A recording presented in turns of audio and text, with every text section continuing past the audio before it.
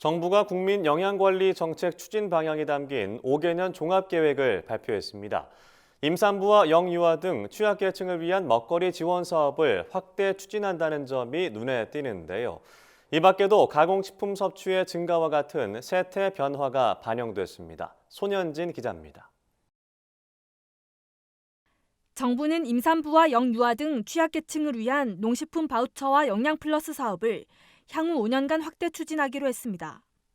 올해부터 2026년까지의 영양관리 정책 목표와 추진 방향을 담은 제3차 국민영양관리 기본계획을 통해서입니다.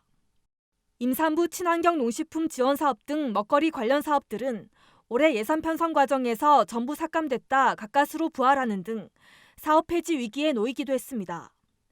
하지만 정부가 앞으로 취약계층 먹거리 지원을 강화하기로 하면서 이들 사업도 보다 안정적으로 추진될 전망입니다. 정부는 또 제2차 기본계획의 보완점으로 꼽힌 취약계층 영양관리 서비스를 개선하고 청장년층과 1인 가구를 대상으로 한 신규 지원 사업에 나설 방침입니다. 코로나19 등 재난 상황에 대비한 긴급 영양관리 체계도 수립하기로 했습니다. 국민 생활에 미치는 영향이 큰 5대 중점 과제에는 국가재난 시 긴급 영양관리 지원체계 구축 방안이 담겼습니다. 이는 코로나19 장기화로 무료 급식 등 각종 돌봄 사업이 축소돼 취약계층의 영양 섭취가 어려워진 데 따른 겁니다. 정부는 앞으로 대규모 감염병이나 기후위기 등 국가적 재난에 대한 대상별 상황별 영양관리 방안을 마련할 계획입니다.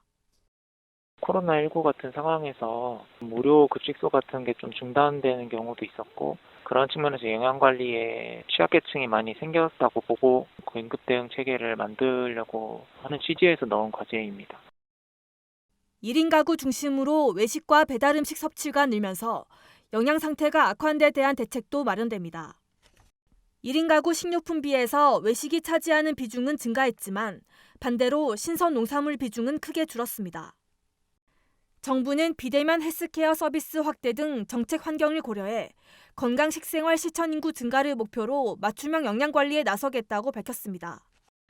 과일과 채소를 하루 500g 이상 먹는 인구 비율을 높이고 나트륨과 당을 적정 섭취하는 인구도 늘려갈 계획입니다. MBS 손현진입니다.